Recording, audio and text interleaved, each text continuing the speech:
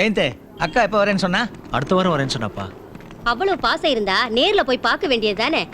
கல்யாணம் பண்ணி கொடுத்துட்டா அது அவங்க வீட்டு பொண்ணுதான். அது எப்ப வருதோ அப்ப பாத்துக்க வேண்டியதுதான். கல்யாணம் ஆன புதுசுல எத்தனை நாள் நம்ம வீட்டுல இருந்தா எனக்கு இல்ல தெரியும்.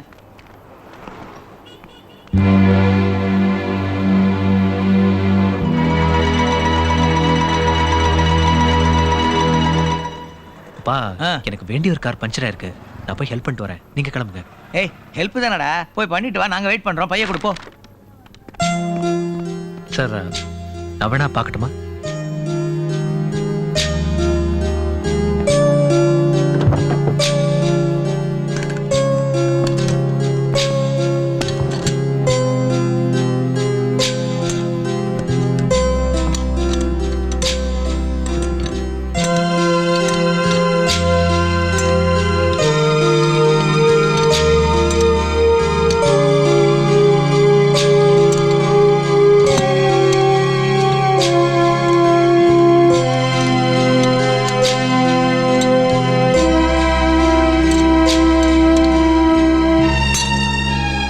மாட்டிட்டேன். ஸ்டெப்னி டிக்ல போடு.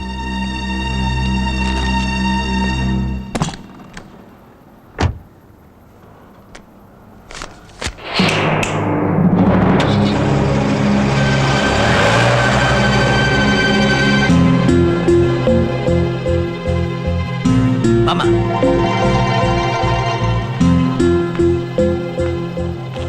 டேய் ஜெயந்த், சொல்றேன் தப்பா எடுத்துக்காத. வசதியில் ஏழையா இருந்தாலும் வைராகியத்தில் எங்க அப்பா என்ன கோடீஸ்வரனா தான் வளர்த்தாரு. நானும் உன்னை அப்படித்தான் வளர்த்துருக்கேன்னு நினைக்கிறேன். இது பாடம் கத்துக்கிற வயசு இல்லடா, கத்துக் கொடுக்க வேண்டிய வயசு. இவ்வளவுதான் என்னால் சொல்ல முடியும். வா, இந்த பணத்தை கோயில் உண்டியில போட்டுரு.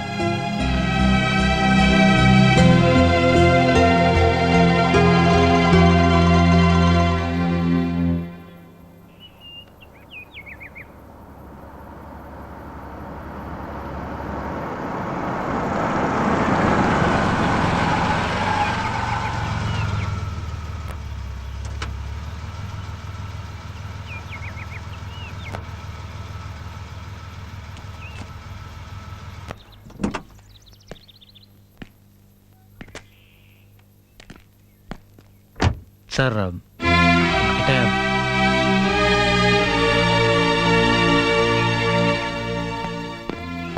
சார் சார்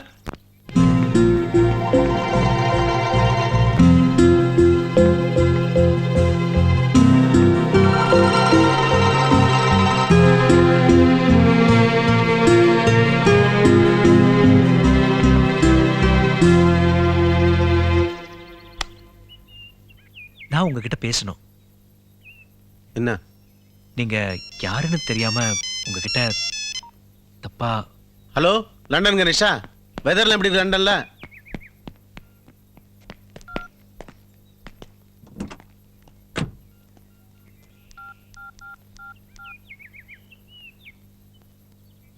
ஹலோ தாமரை, நான் ஜெயந்த் பேசுறேன்.